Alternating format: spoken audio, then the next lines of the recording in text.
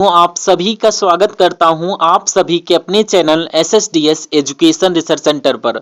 साथियों, आज की इस वीडियो में SSC GD 2025 के एग्जाम को पूरी तरीके से खत्म करेंगे और पूरा साथियों सिलेबस देखने की कोशिश करेंगे SSC GD 2025 एग्जाम के लिए। तो मैं कहूंगा साथियों, सबसे पहले हम लोग यहां पर हिंदी देखेंगे, उसके बाद GK GS और उसके बाद रीजनिंग और मैथ, यानी कि जो जहां जहां से क्वेश्चंस आते हैं ना आपके एग्जाम में साथियों, उन सभी चीजों को हम लोग यहां पर देखेंगे।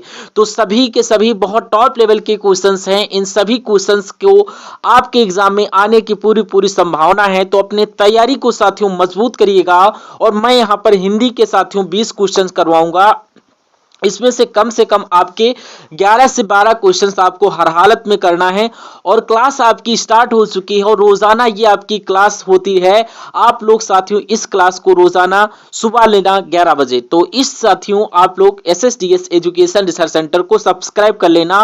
पहला क्वेश्चन आपकी स्क्रीन पर कह रहा है कि सही वर्तनी वाले शब्द का चयन करिए, यानी कि सुषमा लिखा हुआ है, ये कैसे लिखा जाता है? जैसे मैंने यहां पर लिखा हुआ है ऐसे लिखा जाता है। और ये आपका ऑप्शन नंबर डी में लिखा हुआ है। उसके बाद साथियों देखिए क्या बोला जा रहा है, कह रहा है कि पल्ला पकड़ना। जब आपका पल्ला पकड़ लिया है तो कहने का मतलब ये हो गया कि आपका काम बन जाएगा। तो इसका मतलब ये होता है किसी का सहारा लेना। तो इसका आंसर बी आपका बिल्कुल करेक्ट हो जाता है। साथियों आंसर देते रहिए आपके अकॉर्डिंग, और आपको मुझसे पहले आंसर देना है ताकि मैं देखना चाहता हूं कि आपको साथ ही साथ मैं तो आपको समझाता रहता हूं। तो चलिए इसका आंसर बताइए मुझे, क्या बोला जा रहा है इस क्वेश्चन में साथियों।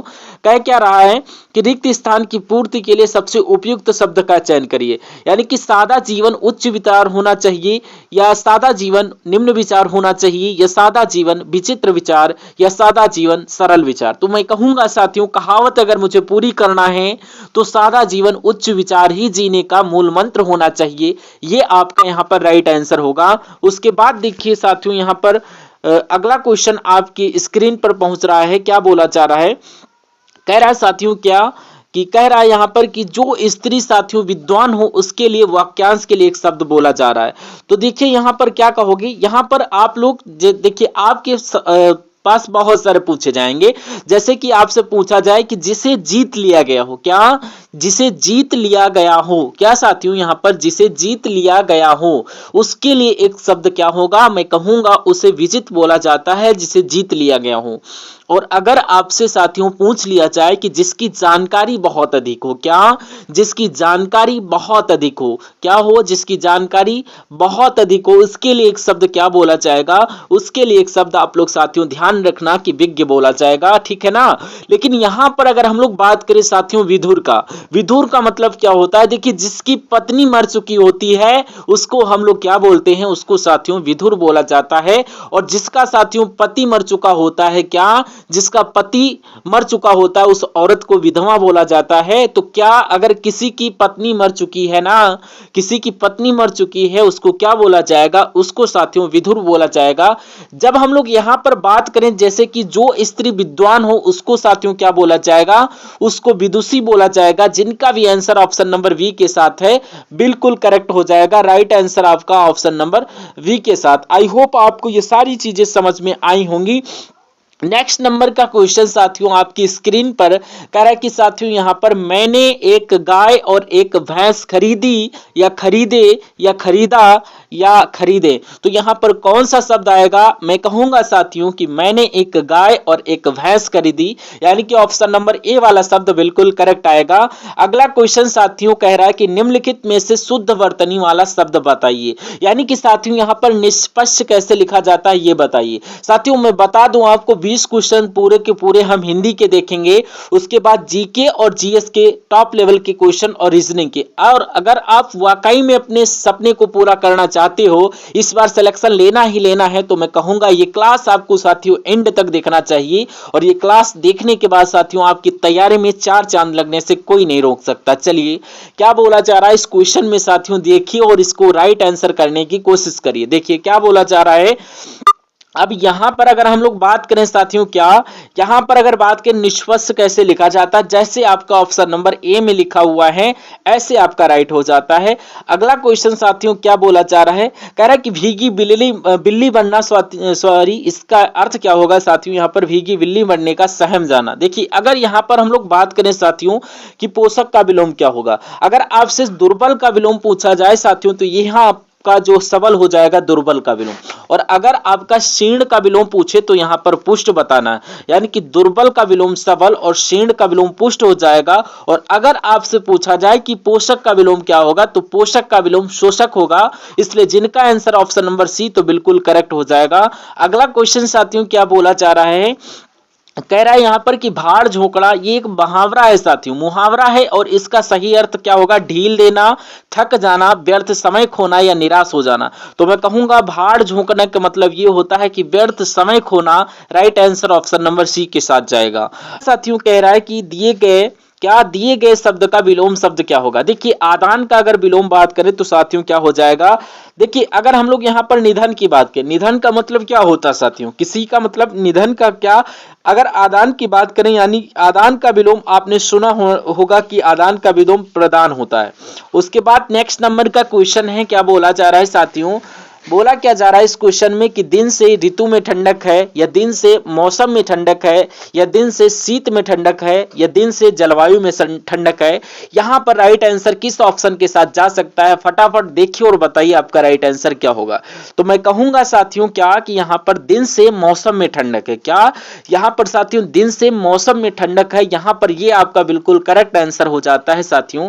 अगला क्वेश्चन साथियों बोलिए क्या बोला जा रहा है यहाँ पर, साथियों जिन लोगों ने अभी तक इस वीडियो को लाइक नहीं किया है और अभी तक लाइक नहीं किया है तो इस वीडियो को आप लोग लाइक कर लीजिए, और चैनल को अगर अभी तक सब्सक्राइब नहीं किया तो मैं आपसे रिक्वेस्ट करना चाहूंगा कि आप लोग चैनल को सब्सक्राइब करके और बेल आइकन को प्रेस कर लीजिएगा। और अगर आप इस वीडियो को अपने फ्रेंड सर्किल में शेयर कर देते हो तो आपके लिए साथियों बहुत अच्छा होगा और मैं आपसे बहुत ही प्रसन्नचित हो जाऊंगा। तो साथियों आप लोग इतना काम आई होप करेंगे तो साथियों मैं कहूंगा कि एक मात्र क्लास आपके एग्जाम को क्रैक करने के लिए काफी होगी। अगर आप इस क्लास को डेली बेस पर देखते हैं, आपकी तैयारी आप लोग देखेंगे कि आप लोग शून्य से शिखर पर पहुंचाने वाली ये क्लास होती है और इस क्लास को आपको बिल्कुल भी मिस नहीं करना। कर चलिए कह रहा है कि साथियों क्या यहाँ पर इस लोक से जो संबंधित होता है उसको साथियों क्या बोला जाता है, उसको साथियों यहाँ पर लौकिक बोला जाता है। क्या बोला जाता है, लौकिक। और जो इस लोक से संबंधित नहीं है उसको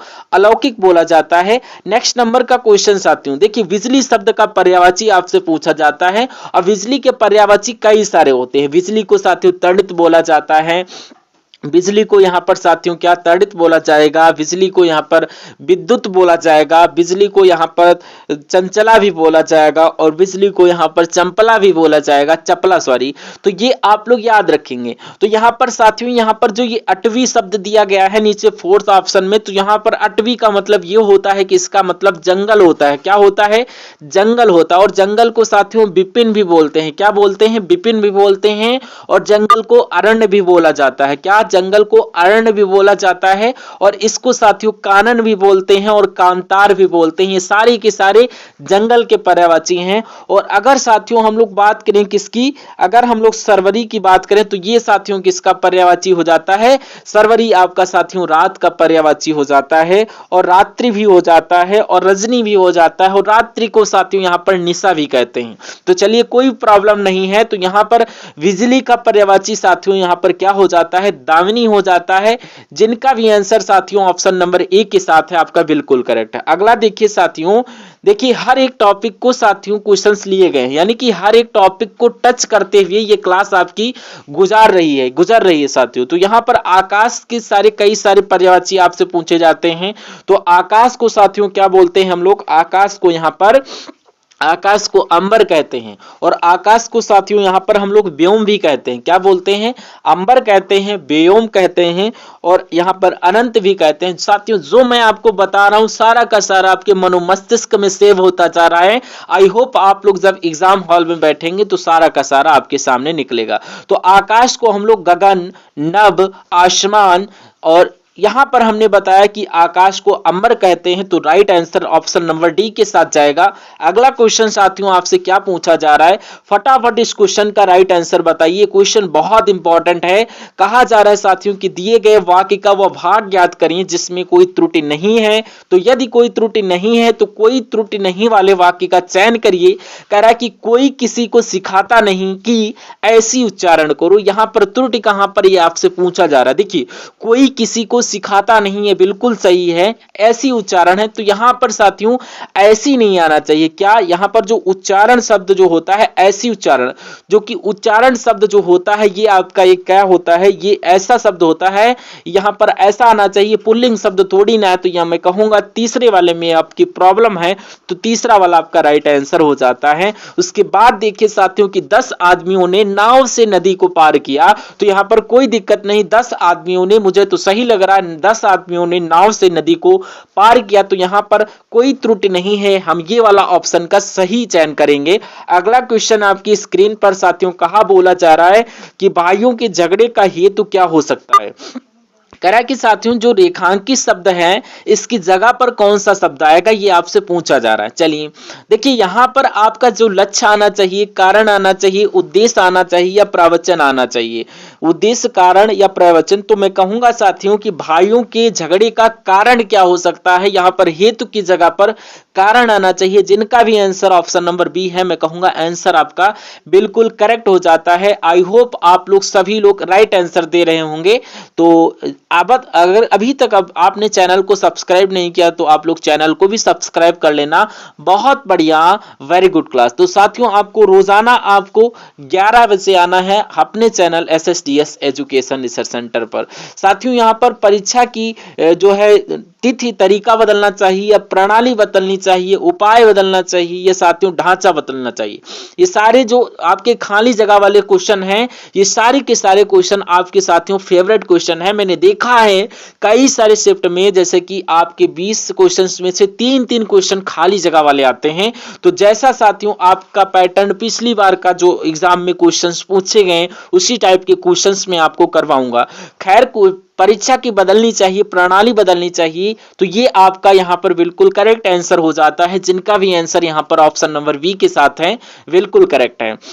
नेक्स्ट नंबर का क्वेश्चन साथियों क्या बोला जा रहा है, कह रहा है कि जो पुरुष लोहे की तरह बलिष्ठ होगा, यानी कि जो पुरुष लोहे की तरह बलिष्ठ होगा उसको क्या सज्जन पुरुष या दानव या राक्षस। तो यहां पर जिनका भी आंसर ऑप्शन नंबर डी के साथ है, यानी कि लौह पुरुष, तो यहां पर आपका करेक्ट आंसर हो जाता है। अब यहां पर साथियों आपके सामान्य ज्ञान के क्वेश्चन स्टार्ट हो चुके हैं। अभी तक हमने 20 क्वेश्चन आपके हिंदी के देखे, अब हम लोग 20 क्वेश्चन सामान्य ज्ञान के देखेंगे। तो बिल्कुल आप लोग तैयार रहिए इन सामान्य ज्ञान के 20 क्वेश्चंस को करने के लिए। मैं कहूंगा यहां पर आपके कई सारे क्वेश्चंस देखने को मिलेंगे अपने रियल एग्जाम में।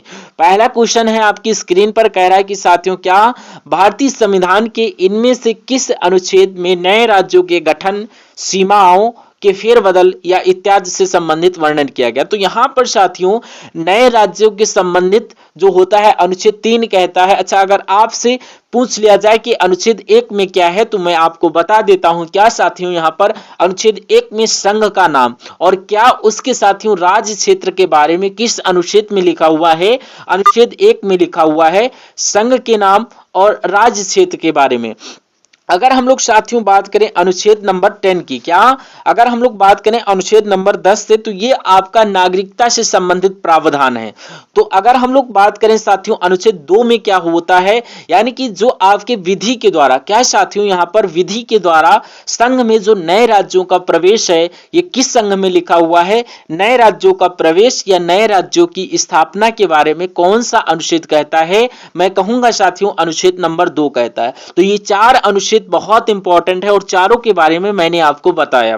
अगला क्वेश्चन साथियों आपकी स्क्रीन पर है, क्या बोला जा रहा है कि भारतीय सुरक्षा बल के सर्वोच्च कमांडर कौन है। यानी कि भारतीय सुरक्षा बल के सर्वोच्च कमांडर तो आपके राष्ट्रपति होते हैं, यानी कि जो भी उस समय के वर्तमान राष्ट्रपति होते हैं। तो प्रेजेंट में आपके जो साथियों द्रौपदी मुर्मू जी हैं आपके राष्ट्रपति होते हैं। तो आपका प्रेजेंट में यही आपका राइट आंसर हो जाता है। तो अगला क्वेश्चन कह रहा है कि भारत के राष्ट्रपति के संबंध में निम्नलिखित में से कौन सा सही नहीं है।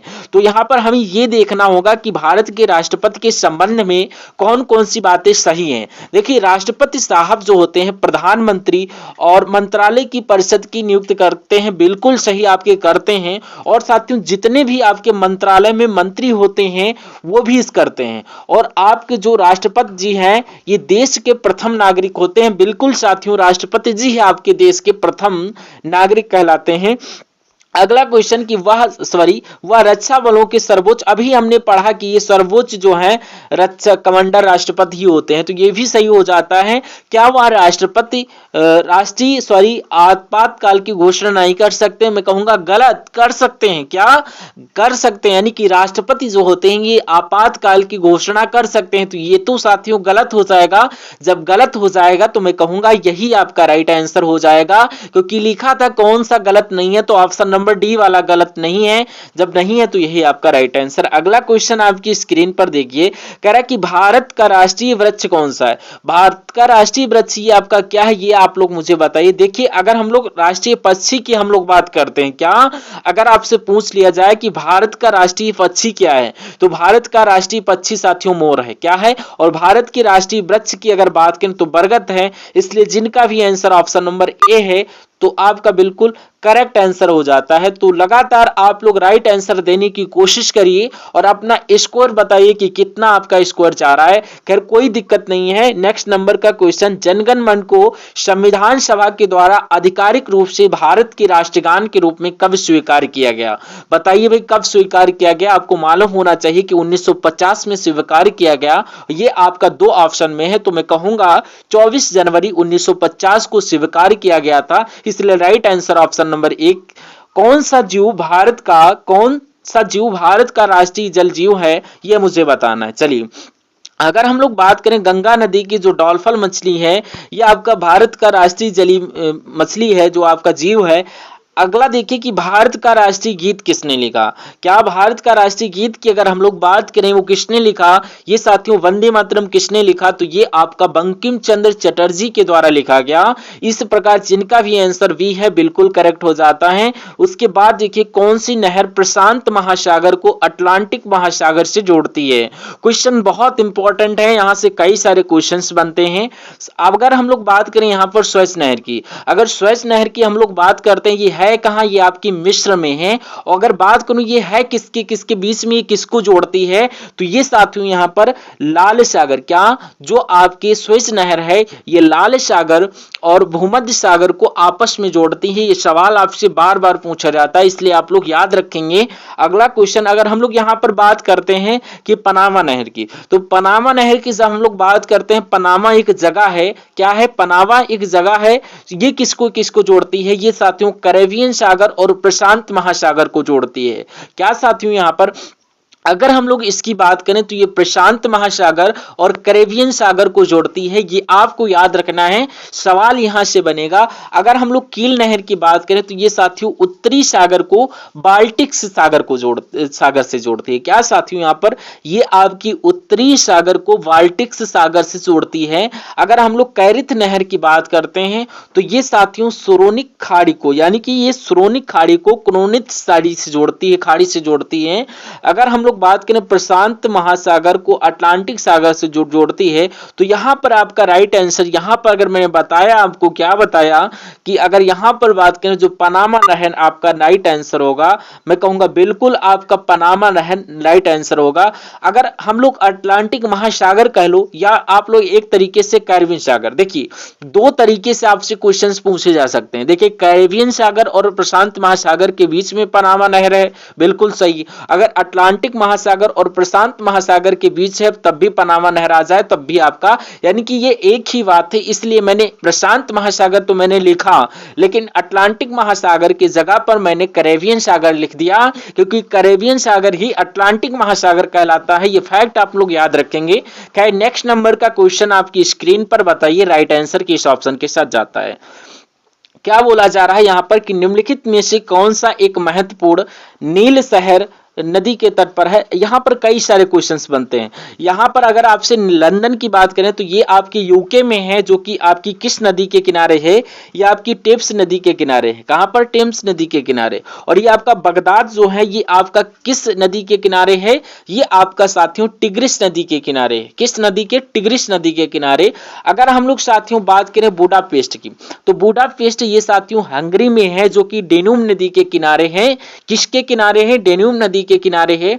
अगर हम लोग बात करें नील नदी के तट पर क्या है, तो यहां पर आप लोग याद रखेंगे साथियों क्या, कि यहां पर सिकंदरिया है। अगर हम लोग बात करें साथियों ये सिकंदरिया कहां पर है? ये आपकी मिस्र में है, और सिकंदरिया ही एक नील नदी के तट पर है। इसलिए आंसर, जिनका भी आंसर ऑप्शन नंबर बी वो बिल्कुल करेक्ट है। बहुत बढ़िया, very good class. Next number का क्वेश्चन आपकी स्क्रीन पर। उसके बाद देखिए साथियों, बोला जा रहा है कि माले किस राज्य की राजधानी है? देश की राजधानी। तो साथियों मां से हो जाएगा माले, और मां से हो जाएगा साथियों यहां पर मालदीव। तो यहां पर माले मालदीव देश की राजधानी है, यानी कि मालदीव देश की राजधानी आपकी माले हो जाता है। अगर यहां पर हम लोग बात करें साथियों कि मॉरिशस की राजधानी क्या है, तो मॉरिशस की राजधानी यहां पर साथियों क्या है? Port Louis. अगर इसकी राजधानी की बात करें तो आपकी पोर्ट लुइस है। अगर आपसे पूछा जाए कि मलेशिया की राजधानी क्या है, तो आपकी ये राजधानी कुआलालंपुर है। ये आपकी जो मलेशिया की राजधानी। अगर हम लोग लक्षद्वीप की बात करें तो ये साथियों आपकी कवरत्ती है। क्या है? कवरत्ती है। इस प्रकार आंसर जिनका भी ऑप्शन नंबर सी के साथ है बिल्कुल करेक्ट है। मैं आई होप अनुमान करता हूं कि आप लोग राइट आंसर दे रहे होंगे और अपने एग्जाम को बेस्ट से बेस्ट फोड़ने की तैयारी कर रहे होंगे। तो यहां पर सभी लोगों का क्वेश्चन राइट आता होगा आई होप। अगला क्वेश्चन आपकी स्क्रीन पर साथियों क्या बोला जा रहा है? कह रहा है यहां पर साथियों कि मध्यकालीन भारत के दौरान लिखी गई किताब गीत गोविंद के लेखक कौन है? यहां पर राइट आंसर बताने की कोशिश करिए। देखिए अगर हम लोग बात करें साथियों कि अगर आपका जवाब जयदेव है, क्या अगर आपका जवाब यहां पर जयदेव है तो बिल्कुल करेक्ट है। चलिए भाई, अगर हम लोग यहां पर बात कर लें कि जयदेव की, तो एक तो देखिए ये साथियों गीत गोविंद किसकी रचना है, तो आपको बताना जयदेव की। और एक साथियों यहां पर क्या एक आपसे पूछी जाती है कि रत्ती मंजरी किसकी रचना है? क्या पूछा जाए कि रत्ती मंजरी किसकी रचना है, तो ये आपकी जयदेव की रचना। अगर आपसे पूछ लिया जाए कि बीजक किसकी रचना है, तो ये आपकी कबीरदास की। और तुलसीदास की तो बहुत सारी हैं, रामचरित, दोहावली, कवितावली, विनय पत्रिका, ये सारी की सारी आपकी तुलसीदास की रचनाएं हैं। आपको मालूम होना चाहिए। अच्छा, एक रचना है साथियों जैसा कि यहाँ पर गीत गोविंद लिखा हुआ है। अब गीत गोविंद, लेकिन आपसे यहाँ पर पूछ लिया जाए कि गीत गोविंद टीका, यानी कि उसके साथ साथियों क्या आ जाए? गीत गोविंद टीका आ जाए, तो ये साथियों आपको मालूम होना चाहिए मीराबाई की रचना है। अगले नंबर का क्वेश्चन आपकी स्क्रीन पर साथियों कह रहा है कि औरंगजेब के संबंध में निम्नलिखित में से कौन सा कथन गलत है? अब गलत कथन को आपको चयन करना है कि औरंगजेब के संबंध में कौन सा कथन गलत। उसे औरंगजेब के नाम से जाना जाता है, ये बात साथियों बिल्कुल सही है। आलमगीर भी कहते हैं औरंगजेब को, और जिंदा पीर भी कहते हैं औरंगजेब को। तो ये पॉइंट आप लोग याद रखेंगे साथियों। उसके अलावा अगर हम लोग बात करें कि सत्ता के लिए अपने संघर्ष में अपने औरंगजेब ने अपने भाई यहां पर साथियों तारा सिंह को, किसको? अपने भाई दारा सिंह को, अपने सिक्कों को लड़ाई में निर्णायक के रूप में हराया था और अपने पिता को आगरा में अपने ही महल में नजरबंद करवाया था। ये बात बिल्कुल सही है। अगला क्वेश्चन साथियों कह रहा है कि वह शाहजहां और मुमताज महल का दूसरा पुत्र था। नहीं साथियों, 18वीं शताब्दी के मध्य मुगल औरंगजेब की मृत्यु के बाद मुगल साम्राज्य का पतन हो। ये आपका बिल्कुल correct answer option number C के साथ जाएगा। अगला क्वेश्चन साथियों आपकी स्क्रीन पर कह रहा है कि 27 अक्टूबर 1605 में फतेहपुर सीकरी में किसकी मृत्यु हुई थी, जिन्हें आगरा के सिकंदरा में दफनाया गया था? तो यहां पर किसकी बात चल रही है? मैं कहूंगा राइट आंसर आपका ऑप्शन नंबर अकबर, यानी कि अकबर के साथ जाएगा, क्योंकि 27 अक्टूबर 1605 को फतेहपुर सीकरी में अकबर की मृत्यु हुई थी और जिन्हें आगरा के सिकंदरा में दफनाया गया था। अगला क्वेश्चन आपकी स्क्रीन पर साथियों क्या कह रहा है देखिए और बताइए। कहा क्या जा रहा है साथियों यहां पर कि राम प्रसाद बिस्मिल को फांसी किस लिए दी गई थी? तो यहां पर साथियों काकोरी ट्रेन डकैती के मामले में इनको फांसी दी गई थी। ऑप्शन नंबर बी के साथ राइट आंसर हो जाता है। अब आपसे कौन कौन से करंट अफेयर से क्वेश्चन पूछे जाएंगे आप लोग देखिए। यहां पर बोला क्या चाह रहा है साथियों, कह रहा है कि हाल ही में कहा बिना मूल्य विजयन योजना कहाँ स्टार्ट हुई? तो ये आपका गोवा में स्टार्ट हुई, यानी कि विजयन योजना आपकी ऑप्शन नंबर सी के साथ। हाल ही में इस्पात मंत्रालय के अतिरिक्त सचिव का पदभार संभाला, तो यहाँ पर जो अतिरिक्त सचिव जो बने हैं ये चंद्रलाल दास जी बने हैं। राइट आंसर जिनका ऑप्शन नंबर बी है बिल्कुल करेक्ट है। साथियों देखिए मैं आपको साथियों यहाँ पर सारी चीजें करवाऊंगा, यानी कि मैं आपको यहाँ पर सारी चीजें करवाऊंगा, यानी करंट अफेयर के जो चुनिंदा क्वेश्चंस होते हैं सारे के सारे आपके करवाऊंगा। यानी कि आपकी जो तैयारी इस चैनल के माध्यम से होती है वो सारी बेस्ट क्वालिटी में दी जाएगी। और चैनल पर अगर नए हैं तो चैनल को सब्सक्राइब कर लीजिए। कह रहा है कि हाल ही में सरकार ने विमान रख रखाव, मरम्मत और ओवरहॉलिंग में कितने प्रतिशत एफडीआई की मंजूरी दी? तो यहीं पर आपका right answer option number C के साथ राइट आंसर हो जाता है। अगला क्वेश्चन कह रहा है कि श्रीराम कैपिटल को एआरसी लॉन्च करने के लिए किसकी मंजूरी मिली है? तो ये आपका आरबीआई के साथ मिली है।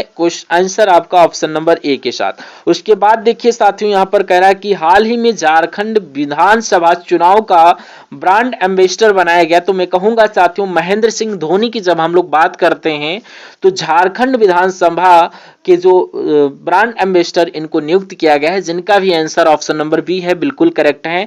अगला क्वेश्चन देखिए साथियों, आज की इस वीडियो की बात करें तो आपके सामने जो रीजनिंग के क्वेश्चन आगाज होंगे। अगर इस क्वेश्चन की बात करें कि गंगा उत्सव 2024 मनाया जाएगा, ये आपका हरिद्वार में मनाया जाएगा गंगा उत्सव 2024, ये बहुत इंपॉर्टेंट है आपके लिए। खैर अगर हम लोग यहां पर बात करें तो अब हम लोग रीजनिंग के क्वेश्चन देखेंगे। रीजनिंग का पहला क्वेश्चन आपके सामने आ गया। कह रहा है क्या साथियों, यहाँ पर क्या कह रहा है साथियों, क्योंकि मधुमक्खियां भिनभिनाती हैं, मुर्गियां क्या करेंगी साथियों, आपको बताना है। चलिए देखिए और बताइए क्या क्वेश्चन कह रहा है। गर्जना, किकियाना, कुटकुटाना, चहचहाना। तो राइट आंसर किसके साथ जाना चाहिए आप लोग बताइए। चलिए देखिए हम लोग बताते हैं।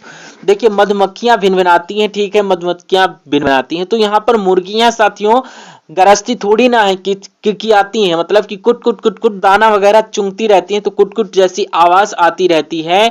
तो इस प्रकार अगर आपका ऑप्शन नंबर सी के साथ जा रहा है, यानी कि मधुमक्खियां भिनभिनाती हैं तो मुर्गियां आपकी कुटकुटाती हैं, तो इस प्रकार आंसर आपका ऑप्शन नंबर सी के साथ जाना चाहिए। अगला क्वेश्चन आपकी स्क्रीन पर साथियों क्या कह रहा है, बोला क्या जा रहा है साथियों, यहाँ पर इसको थोड़ा क्वेश्चन को देखिए, इंपॉर्टेंट क्वेश्चन, इसको थोड़ा मैं जूम करने का कोशिश कर रहा हूं। तो यहाँ पर इस आकृति को देखिए, बोला क्या जा रहा है, इस आकृति को देख करके और ये आकृति बनाई जा रही, यानी कि ये आकृति जो है ये ऐसे कैसे बनेंगे, यानी कि ऑप्शन नंबर ए, बी, या सी और डी।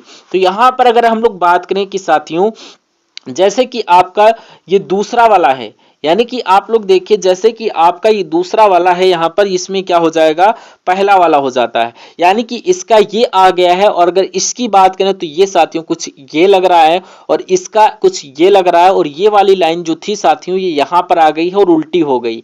और उसी प्रकार अगर हम लोग बात करें साथियों, क्या अगर उसी प्रकार हम लोग बात करें यहाँ पर जो ये वाली आ गई है और ये वाली आ गई है, और यहाँ पर जैसी ये लाइन थी ऐसी ये लाइन लिख दी गई है, और ये वाली लाइन साथियों इधर आ गई है और उल्टी कर दी गई है। तो यहाँ पर अगर हम लोग बात करें कैसे क्या होगा, जरा देखिए क्वेश्चन को। कह रहा है कि ये वाली लाइन यहाँ पर आ जाएगी और यहाँ पर ये एक यहाँ पर है और ये एक यहाँ पर नहीं है, तो ये आंसर नहीं हो सकता है। अब ये वाली लाइन की अगर बात करें तो ये वाली लाइन ऐसे ही आएगी और ये ऐसे ही यहाँ पर है और यहाँ पर भी है और यहाँ पर भी कोई दिक्कत नहीं है। अगर उसके बाद हम बात करें कि यहाँ पर क्या आना चाहिए, यहाँ पर ये साथियों सर्किल वाली आना चाहिए, जो कि साथियों इसमें है और इसमें है, तो ये वाला आना चाहिए। मैं कहूंगा कुल मिला के राइट आंसर आपका ऑप्शन नंबर ए हो जाता है। थोड़ा सा धुंधला क्वेश्चन था, आपने थोड़ा सा मैनेज किया होगा। उसके बाद देखिए साथियों की विशिष्ट कूट भाषा में LEMO को क्या लिखा जाता है, यानी ELMON को क्या लिखा जाता है। आपसे पूछा जा रहा है कि साथियों CLUSTER को क्या लिखा जाएगा। देखिए मैंने थोड़ा सा ध्यान से देखा कि जो लेटर यहाँ पर लिखे हुए हैं सेम वही लेटर यहाँ पर लिखे हुए हैं, बस थोड़ा सा आगे पीछे उल्टा सीधा कर दिया गया है। तो मैं कहूंगा साथियों कि इसमें सबसे पहले क्या आता है, सबसे पहले आपका E आता है, तो सबसे पहले E लिख दिया गया, और उसके बाद L आपका 12 पर आता है, L लिख दिया गया, और उसके बाद M लिख दिया, और M जो होता है ये N और O। तो ये साथियों ELMNO, यानी कि मुझे मालूम पड़ गया है कि इसमें क्रम से यानी कि आरोही क्रम का इसमें फॉलो किया गया है रूल, यानी कि आरोही क्रम का, यानी कि जो सबसे पहले उसके बाद उसके बाद उसके बाद, यानी कि यानी कि यहाँ पर सी सबसे पहले आता है तो यहाँ पर सी यहाँ पर है, उसके बाद देखिए ई आता है तो ई आपका यहाँ पर आता है, तो सी ई और कहीं और ऑप्शन में दिख नहीं रहा, तो ये आपका राइट आंसर हो जाएगा। उसके बाद एल, फिर आर, फिर एस, फिर टी, फिर यू, जिनका आंसर ऑप्शन नंबर सी है, मैं कहूंगा बिल्कुल करेक्ट है। अगला क्वेश्चन आपकी स्क्रीन पर, यहां पर अगर हम लोग बात करें, इसको थोड़ा सा मैं जूम करने की कोशिश कर रहा हूं। चलिए, बोला क्या जा रहा है, अब यहां पर आपको बताना आखिर ये है साथियों कि जो आपको ये वाली आकृति है, यानी कि ये वाली आकृति जो है, ये आपको या तो साथियों इसमें देख रही है, या तो इसमें देख रही है, या साथियों इसमें देख रही है, मुझे बताइए। मुझे नहीं लगता साथियों कि इसमें ये आकृति दिख सकती है, यानी कि इसमें भी नहीं दिख सकती है। लेकिन यहां पर अगर हम थोड़ा थोड़ा सी में देखें तो ये कैसे लग रहा है, मैं आपको बताने की कोशिश कर रहा हूं। जैसे कि साथियों ये आपकी ऐसे आई है, और ये साथियों यहां पर बनी हुई है, एक तो ये बन गई और एक तो ये बन गई, और उसके बाद साथियों ये आपकी कुछ ऐसे करके बन गई, और ये आपकी कुछ ये आ गई। तो मैं कहूंगा ऑप्शन नंबर सी में ये वाली आकृति अंतर्निहित है, तो ये आपका बिल्कुल करेक्ट आंसर हो जाता है। उसके बाद अगला क्वेश्चन है, फिर 3 खाली जगह है। अब आपसे ऐसा क्वेश्चन आपकी जगह में कभी भी आ जाए तो आप इस क्वेश्चन को कैसे करेंगे, सबसे बड़ा क्वेश्चन यह पैदा होता है। तो आप बताइए कि इस सवाल को आप कैसे करने की कोशिश करेंगे, फटाफट बताइए। देखिए, एन है, खाली जगह है, के है, खाली जगह, फिर TNO के, फिर खाली जगह, फिर टी, फिर खाली जगह, फिर DT है। आपको बता दूं कि सबसे पहले आपको इनको काउंट करना है कि कितने लेटर हैं। देखिए 1 2 3 4 5 6 7 8 9 10 11 12 13 14 15 लेटर हैं। तो मैं कहूंगा कि 5-5 का पेयर बना के देखते हैं क्या, तो देख लेते हैं। 1 2 3 4 5 ये साथियों अलग हो जाएगा, 1 2 3 4 5 साथियों ये अलग हो जाएगा, तो ये एक अलग पेयर और ये अलग पेयर। तो आप देख रहे होंगे कि सबसे लास्ट में आपका क्या टी आ रहा होगा, क्या आ रहा होगा, टी आ रहा होगा सबसे अंत में। तो देखिए यहां पर टी है, यहां पर टी है, तो ये आपका टी आ जाएगा। तो बिल्कुल आप देख रहे होंगे साथियों कि हमें पूरा मिल रहा है कि NOKDT, यानी कि यहां पर NOKDT हो गया, NOKDT हो गया। तो उसी प्रकार साथियों क्या यहां पर NOKDT, तो आपको ये देखना है कि अपने पेन से यहां पर कौन कौन सी चीजें लिखी हैं, बस आपको ये देखना है। तो मैंने सबसे पहले यहां पर O लिखा हुआ है, तो ये साथियों यहां पर O हो जाता है। उसके बाद O, फिर आपका D, फिर आपका N, फिर आपका O, फिर K। तो ऐसा आपका ऑप्शन नंबर किस में लिखा हुआ है, ऑप्शन नंबर डी में बनना है, बिल्कुल आपका करेक्ट हो जाएगा साथियों। यहाँ पर नेक्स्ट नंबर का क्वेश्चन देखिए साथियों, क्या बोला जा रहा है। 44 क्वेश्चन आप लोग फिर से देख लीजिए, इसमें क्या है, 44 क्वेश्चन को आप लोग फिर से देख लीजिए। मुझे आपको ये बताना है कि इसको देखिए, इसको अगर मोड़ने की अनुमति है, आपको ये मोड़ने की अनुमति नहीं दी रही, क्या आपको ये आकृति इसमें दिखाई दे रही, कहाँ दिखाई दे रहा है भाई साहब, देखिए और बताइए। देखिए बोलिए, हाँ थोड़ा सा मैं अगर बोलूं कि अगर ऐसे करके चौकोर मैंने ये बना लिया और मैंने साथियों ये बना लिया। अच्छा साथियों, ये यहाँ पर साथियों बहुत छोटी है, इसमें थोड़ा लंबी बनाई गई है, थोड़ा कुछ लंबा तो बना ही होना चाहिए। तो यहाँ पर अगर इसकी बात करूं तो यहाँ पर क्या बनाई जा रही है, यहाँ पर अगर हम लोग देख ले तो यहाँ पर साथियों ये ऐसे करके ये चीज आई हुई है, लेकिन यहाँ पर कोई ऐसी चीज नहीं आई, तो ये भी नहीं हो सकता, ये भी नहीं हो सकता। बन साथियों यही सकती है। मैं थोड़ा सा इसको फ्रेश कर देता हूं, आप लोग फिर से इसको देख लीजिए। मैं थोड़ा और आपके लिए जूम करता हूं, आपको फ्रेश करके दिखाता हूं। चलिए क्या बोला जा रहा है, अब साथियों आपको दिख रहा होगा, इसको और हम थोड़ा सा जूम करते हैं। चलिए थोड़ा सा जूम करते हैं, ठीक, आप उसको ऊपर से समझ लीजिएगा। चलिए कोई दिक्कत नहीं, आप लोग देख लिए, उम्मीद करता हूं अब आपके समझ में आ गया होगा। नेक्स्ट नंबर का सवाल है, कह रहा है कि एक निश्चित कूट भाषा में DICTIONARY को 20 के रूप में कूटबद्ध किया जाता है। उसके बाद पूछा जा रहा है कि MOVILITY को 16 लिखा जाता है। तो आपको बताना है कि TERMINATION को क्या लिखा जा सकता है। चलिए, तो मुझे तो ऐसा लग रहा है साथियों कि जितने लेटर्स यहाँ पर आए हैं उस हिसाब से यहाँ पर लिखा जा रहा है। जैसे कि 1 2 3 4 5 6 7 8 9 10, यानी कि 10 है, तो 10 को साथियों यहाँ पर 20 लिख दिया गया, यानी कि डबल कर दिया गया है। और फिर यहाँ पर साथियों देखिए 8 ये हो जाएगा और यहाँ पर ये आपका 8 आ जाएगा। और यानी कि इसको जब हम लोग डबल करेंगे तो 1 2 3 4 5 6 7 8 9, तो यहाँ पर 11 और एक डबल करेंगे तो 22 आ जाएगा। 22 आपका ऑप्शन नंबर डी वाले में है। तो ऐसे सवाल आपसे यहाँ पर पूछे जा रहे हैं। चलिए उसके बाद देखिए यहाँ पर नेक्स्ट नंबर का सवाल कह रहा है कि 64 से 4, यानी कि 4 से जैसे 64 बनाया गया है तो उसी प्रकार 5 से यहाँ पर 100 बनाया गया है। तो फिर आपको बताना है कि 6 से यहाँ पर कौन सा नंबर बनाया जा सकता है, मुझे बताइए। यानी कि जो रूल इसमें लगा है, यानी कि जो रूल इसमें लगा है वही रूल इसमें लगेगा। बस इतनी सी बात आपको देखना है, कोई दिक्कत नहीं। चलिए देख लेते हैं क्या देखना है, देखिए और बताइए क्या हो सकता है साथियों। यहाँ पर राइट आंसर देखिए, अगर हम लोग साथियों इस नंबर का स्क्वायर करा दें, यानी कि 4 का स्क्वायर करवा दें, क्या 4 का अगर हम लोग यहाँ पर स्क्वायर करा देते हैं तो यहाँ पर 16 हो जाता है। अब इस 16 की गुणा अगर हम लोग 4 से कर देते हैं तो हमें 64 नंबर मिल जाता है। और उसी प्रकार अगर हम 5 का स्क्वायर करवा देते हैं तो 25 मिल जाता है। तो 25 की स्क्वायर किससे करवा दें, तो 25 का स्क्वायर यानी कि गुणा अगर हम लोग 4 से करवाते हैं तो हमें 100 मिल जाता है। तो यहाँ उसी प्रकार 6 की गुणा अगर 6 का स्क्वायर करवा देते हैं तो यहाँ पर 36 आ जाता है। और 36 की गुणा अगर हम लोग 4 से कर देते हैं तो 4 से गुणा करके देख लेते हैं, 6 चौक 24, 4 3 12, 13 14, यानी कि 144 मिल जाएगा। तो ये आपका क्या कहें ऑप्शन में है, बिल्कुल ऑप्शन में है, ऑप्शन नंबर ए में है। जिनका आंसर ऑप्शन नंबर ए है बिल्कुल करेक्ट हो जाता है, ठीक है ना। चलिए तो यहां पर राइट आंसर आपका जिनका ऑप्शन नंबर ए के साथ है बिल्कुल करेक्ट होगा। नेक्स्ट नंबर के क्वेश्चन को हम स्विच करते हैं, आप सभी लोग अपने क्वेश्चन को मैच करिएगा। नेक्स्ट नंबर का क्वेश्चन आपकी स्क्रीन पर, इस सवाल को देखिए और मुझे फटाफट बता दीजिए कि आपका राइट आंसर किस ऑप्शन के साथ जाएगा। चलिए भाई यहां पर अगर हम लोग बात करते हैं किसी विशिष्ट भाषा में राजीव को WFOZ के रूप में लिखा जाता है, क्या WF और Z लिखा जाता है, SITA को XNYF लिखा जाता है, तो मोनू को क्या लिखा जाएगा। बस इतनी सी बात आपसे यहाँ पर पूछी जा रही, फटाफट साथियों आप लोग बताइए। साथियों जिन्होंने वीडियो को लाइक नहीं किया तो आपसे रिक्वेस्ट है कि वीडियो को तुरंत लाइक कर दिएगा, ठीक है। देखिए क्वेश्चन क्या बोला जा रहा है यहाँ पर, पढ़िए और देखिए बताइए राइट आंसर किस ऑप्शन के साथ जाना चाहिए। बोला क्या जा रहा है, इसमें क्या है देख लेते हैं साथियों। इसमें क्या बोला जा रहा है, यहां पर अगर थोड़ा सा अगर आप दिमाग लगाते हैं, थोड़ा सा दिमाग लगा के आपको मालूम पड़ जाएगा कि R आपका 18 पर होता है, प्लेस वैल्यू आपको मालूम होना चाहिए, A 1 पर होता है, J 10 पर होता है, U 21 पर होता है। अगर इसकी हम बात करें तो W 23 पर होता है, F 6 पर होता है, O 15 पर होता है और Z 26 पर होता है। तो ये साथियों 18 से 23 हुआ है, मैं कहूंगा 5 बढ़ाया गया है। और 1 से 6 हुआ है, मैं कहूंगा 5 बढ़ा हुआ है। और 10 से 15 हुआ है, मैं कहूंगा 5 बढ़ा है। और 21 से 26 हुआ है, मैं कहूंगा 5 बढ़ा है। तो क्या यहां पर भी वही रूल लगा हुआ है, यानी कि 19 पर होता है x और x होता है 24 पर, तो 5 बढ़ाया हो गया। और ये i होता है 9 पर, n होता है 14 पर, यानी कि 5, यानी इसमें भी हमें 5 बढ़ाना है। बस इतना सा काम करना और कोई काम आपको नहीं करना।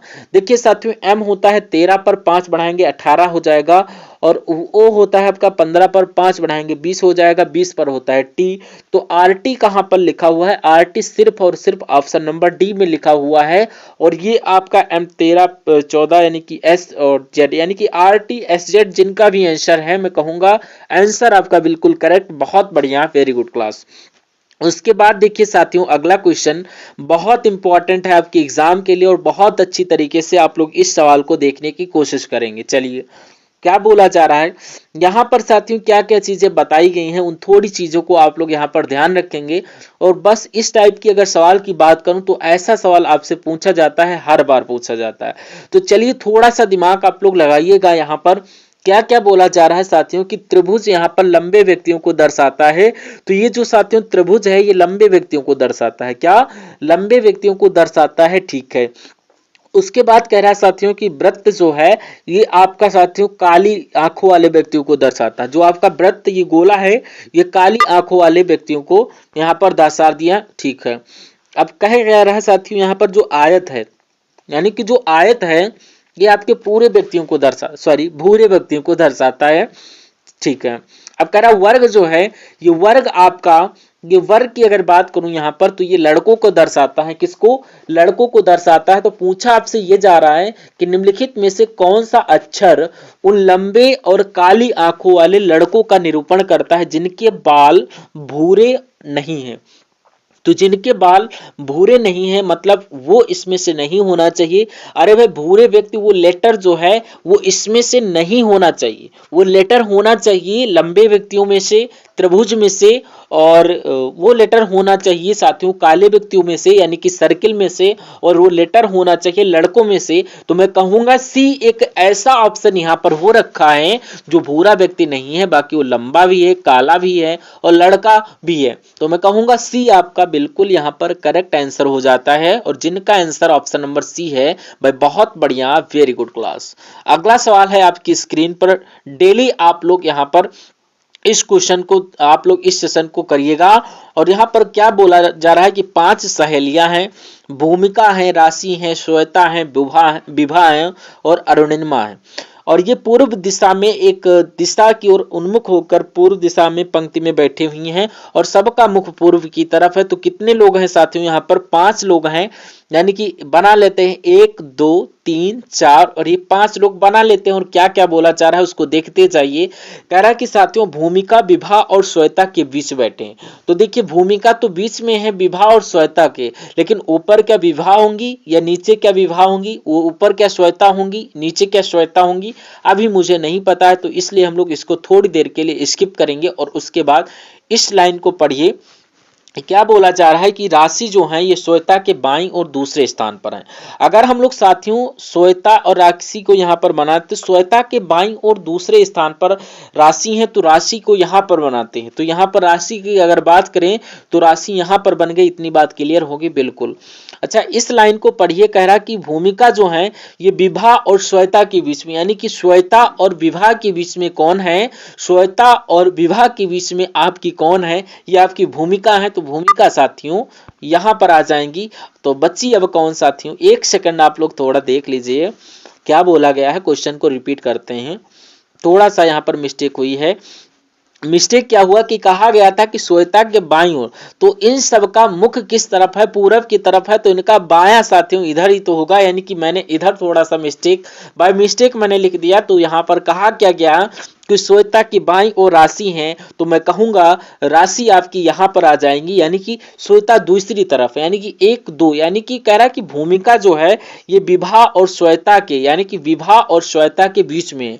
तो विभा साथियों कहाँ पर बन जाएंगी? विभा आपकी यहाँ पर बन जाएंगी और यहाँ पर विभा और भूमिका आ जाएंगी। और बचा कौन है साथियों? यहाँ पर भूमिका होने के बाद बची आपकी अरुणिमा। अरुणिमा आपकी यहाँ पर आ जाएंगी। तो 5 लोग थे तो पांचों को मैंने यहाँ पर बिठा दिया। और कह क्या रहा कि दक्षिण छोर पर कौन सी लड़की बैठी है? तो दक्षिण छोर पर आपकी जो बैठी हैं विभा, आपका बिल्कुल करेक्ट विभा हो जाता है, ऑप्शन नंबर सी। साथियों आप मुझसे पहले आंसर निकालने की कोशिश करिए, क्योंकि मैं तो आपको थोड़ा सा समझाता रहता हूं, तो आपको थोड़ा समय देना होता है। आप काफी लेकर बैठो और तुरंत सवालों के आंसर निकाल करके आप अपने कमेंट सेक्शन में बताइए। आपकी नजर हमारे नजर आपके कमेंट सेक्शन पर पड़ी रहती है। अगला क्वेश्चन आपकी स्क्रीन पर, इस क्वेश्चन को बताइए कि आपका राइट आंसर किस ऑप्शन के साथ जा सकता है। देखिए क्या बोला जा रहा है साथियों कि कथन आपके सामने है और आपके सामने निष्कर्ष है। कितने निष्कर्ष हैं? 2 निष्कर्ष हैं। कह रहा है कि साथियों सभी एंजाइम विटामिन है। तो मान लेते हैं कि ये सारे आपके एंजाइम होंगे और सभी एंजाइम जो हैं ये सभी के सभी एंजाइम आपके विटामिन हो जाएंगे। तो सभी के सभी एंजाइम आपके विटामिन होंगे। और उसके बाद कह रहा है कि साथियों कि सभी विटामिन आपके कार्बोहाइड्रेट हैं, कार्बोहाइड्रेट हैं। तो सभी के सभी विटामिन साथियों ये आपके कार्बोहाइड्रेट हो गए, कोई दिक्कत नहीं। अब निष्कर्ष को पढ़िए और मुझे बताइए कौन सा निष्कर्ष सही, कौन सा निष्कर्ष गलत है। कहा क्या जा रहा है कि यहाँ पर सभी एंजाइम आपके कार्बोहाइड्रेट, बिल्कुल साथियों यहाँ पर सभी एंजाइम आपके कार्बोहाइड्रेट हैं, क्योंकि कार्बोहाइड्रेट के अंदर एंजाइम आ रहा है। तो यहाँ पर ये बात बिल्कुल करेक्ट हो जाती है कि कोई भी, अगला क्या बोला जा रहा है कि कोई भी आपका एंजाइम कार्बोहाइड्रेट नहीं। तो ये साथियों बात आपकी गलत है, और ये गलत 2 तरीके से होगी, इसको पढ़ के गलत होगी। और अगर बात करें कि यहाँ पर जो कथन के दोनों कथन आपके पॉजिटिव हो तो आपके नेगेटिव में निष्कर्ष नहीं होता, अगर होता है तो उसको हम लोग गलत मानते हैं। तो यहाँ पर कह सकते हैं कि ऑप्शन नंबर, यानी कि केवल निष्कर्ष 1 निकलता है, यानी कि करेक्ट आंसर आपका ऑप्शन नंबर ए जिनका आंसर होता है बिल्कुल करेक्ट हो जाता है। उसके बाद साथियों हम लोग यहाँ पर मैथ के एकदम टॉप लेवल के क्वेश्चंस देखेंगे और सभी के सभी बहुत ही शानदार क्वेश्चंस आप लोग देखेंगे, एक एक करके सभी चीजों को हम लोग यहाँ पर फतेह करेंगे। तो पहला क्वेश्चन आपके स्क्रीन पर, जिन्होंने साथियों यहाँ पर वीडियो को लाइक नहीं किया तुरंत वीडियो को लाइक कर दीजिए। वीडियो को अगर अभी तक शेयर नहीं किया तो अपने मित्रों तक इसको शेयर कर दीजिए और डेली आप लोग आ जाइए करिए, यहाँ पर थोड़ा समय निकाल करके डेली आपकी क्लास होती है। चलिए क्या बोला जा रहा है, क्वेश्चन को पढ़िए और बताइए राइट आंसर किस ऑप्शन के साथ जाएगा। अब बोला जा रहा है यहाँ पर, अगर हम बात करें कि 5 विषयों में अमित के प्राप्तांकों का औसत साथियों क्या है, 72 है। यानी कि साथियों यहाँ पर क्या है, यहाँ पर 5 विषय हैं, यानी कि यहाँ पर 5 विषय हैं और 5 विषयों में से जो अंकित अमित के औसत अंक जो आते हैं 72 आते हैं। तो अगर मैं बात करूं आपसे कि 5 विषयों के कुल मिला के अंक कितने बने होंगे, तो 72 की गुणा आप लोग 22 से करिए, यानी कि यहाँ पर साथियों 5 से करिए, यानी कि 7 5 35, यानी कि 5 10 5 और 1 36। यानी कि अगर हम लोग बात करते हैं कि 5 विषयों में कुल मिला के उसको कितने अंक मिले, तो 360 अंक मिले। कितने अंक मिले, 360 मिले। और उसके बाद अगर हम लोग यहाँ पर बात करें कि यदि उन 3 विषयों में से, यानी कि 5 विषय तो थे लेकिन 3 विषयों की अगर बात करें तो 3 विषयों के कुल प्राप्तांकों का औसत उनका 70 है। तो अगर मैं आपसे पूछूं कि 3 विषयों में कुल मिला के कितने अंक मिले, तो यहाँ पर साथियों 21, यानी कि यहाँ पर 210 अंक मिले। यानी कि बोल रहा है कि शेष विषयों के प्राप्तांकों का औसत कितना होगा। अरे भाई 2 ही तो शेष विषय बचे, तो शेष विषय आपके 2 बच जाएंगे। तो कह रहा है कि शेष विषयों के प्राप्तांकों का औसत क्या है। तो अब ये 5 विषयों का कुल मिला के योग है और ये साथियों 3 विषयों का योग 360 में से 210 को घटा देते हैं तो हमें कुल मिला के अंक कितने हैं, मिल जाएंगे। यहाँ पर साथियों कितना आएगा, 150 आ जाएगा। यानी कि ये 2 विषयों का कुल मिला के जो है अंक हैं, इनका औसत कट करिए तो यहाँ पर 75 इनका आ जाएगा। राइट आंसर बिल्कुल औसत 75 आएगा, जिनका right answer option number D के साथ है, बिल्कुल करेक्ट है। अगला देखिए आपकी स्क्रीन पर साथियों, कह रहा है कि ए है, बी है, सी है और ये किसी कार्य को 5 और 6 और 8 दिन में पूरा करते हैं। 3 बातें हैं, यानी कि किसी काम को 5 दिन में पूरा करता है, बी उसी काम को 6 दिन में पूरा करता है और सी उसी काम को 8 दिन में पूरा करते हैं। और कहा क्या जा रहा है कि यदि वे एक साथ काम करते हैं तो वो साथियों 2950 रुपये प्राप्त करते हैं, तो बी को इनमें से कितनी धनराशि प्राप्त होगी। अगर हम लोग यहाँ पर ऐसा नंबर ले लेते हैं कि इन तीनों के पहाड़े में आ जाएं, या फिर आप ऐसा ना करें तो इनका हम लोग एलसीएम निकाल लेते हैं और इनका एलसीएम अगर हम लोग निकालें तो यहाँ पर 120 निकलेगा। यानी कि यहाँ पर 5 से भी कटे और 6 से भी कटे और 8 से कटे, ऐसा नंबर हमें रखना होगा। तो अगर हम लोग 5 दूना 10 और 5 चौकू 20, यानी कि ये आपका हो जाएगा। तो आपका कितना, 6 दूनी 12 और ये आपका कट जाएगा, यानी कि 8, यानी कि 1, यानी कि 15। यानी कि कहने का मतलब यह है कि सी एक दिन में 15 काम करता है, बी एक दिन में 20 काम करता है और एक दिन में 24 काम करता है। यानी एक दिन में कितना कितना काम करते हैं, जितना काम करते हैं उतने ही हिसाब से इनको पैसा मिलेगा। यदि ए को 24 मिले तो बी को 20 मिलेंगे, सी को 15 मिलेंगे। चलिए अच्छा, कह क्या रहा है इसमें कि टोटल मिला के उनको 2950 रुपये मिले हैं। तो बी को साथियों कितना, यानी कि 20 मिले हैं बी को रुपये, यानी कि नीचे इनका सबका योगफल आ जाएगा, यानी कि 4 5 9 और ये कितना हो जाएगा 4 5, यानी कि ये आपका 59 आ गया। अगर 59 से 2950 कट करें, यहाँ पर 59 पंचे 295 होगा, यानी कि 9 पंचे 45 हो जाएगा और 55 25, यानी कि 59 एकम 59 और 59 पंचे 295, जीरो लग गया तो मैं कहूंगा 50 की 20 से गुणा करूंगा तो यहाँ पर 1000 आ जाएगा। तो कहूंगा बी को कितने रुपए मिले, 1000 रुपए मिले और ये आपका बिल्कुल करेक्ट आंसर हो जाता है। तो ये आप लोग बिल्कुल करेक्ट आंसर देख लेते हैं। तो आपका जो है सी नंबर ऑप्शन बिल्कुल करेक्ट हो जाता है। तो जीके जीएस करंट अफेयर सारे क्वेश्चन आपको समझ में आए होंगे। तो अगर आपने क्लास को मिस कर दिया है तो डेली आप लोग क्लास को वॉच करिए, डेली रेगुलर बेस पर क्वेश्चंस आपकी प्रोवाइड होती हैं। अगला क्वेश्चन आपकी स्क्रीन पर है। अगर यहाँ पर बताऊं कि ये आपसे क्या बोला जा रहा है, कहा क्या जा रहा है कि यदि एक ये मिश्रण है और इस मिश्रण में साथियों अगर हम लोग बात करें तो इस मिश्रण में आपका एल्कोहल है, जल है और इसमें क्या है, इसका जो मिश्रण है इसमें एल्कोहल का अनुपात 3 अनुपात 4, यानी कि 3 एल्कोहल तो 4 आपका पानी। यानी कि अगर इसमें 8 लीटर अगर पानी मिला दें तो यहाँ पर साथियों एल्कोहल और जल का अनुपात 5 और अनुपात 8 हो जाता है।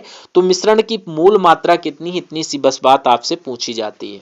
हमें पता है कि साथियों यहाँ पर 3x और 4x के अनुपात में है एल्कोहल और जल का अनुपात।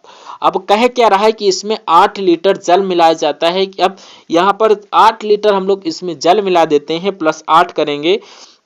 अब हम लोग जल इसमें जब मिला देते हैं तो एल्कोहल का अनुपात जो होता है 5 अनुपात कितना आ जाएगा, 8 आ जाएगा।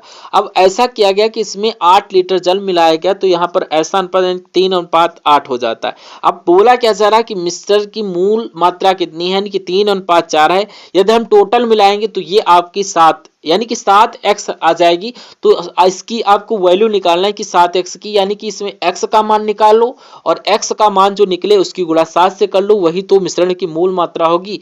चलिए इसको कैलकुलेट करते हैं। 8 तिया कितना हो जाएगा, 24x हो जाएगा और 5 दूना यानी कि 5 दूना 10, ये आपकी 24x हो जाएगा और ये 20x हो जाएगा प्लस का 40, और ये अगर 24x और माइनस का 20x बराबर का 40, अगर 24x में से माइनस का 20x हम लोग जाएंगे तो हटाएंगे तो ये आपका 4x बराबर 40 और x बराबर साथियों 40/4 आ जाएगा, कटेगा तो x बराबर 10 आ जाएगा।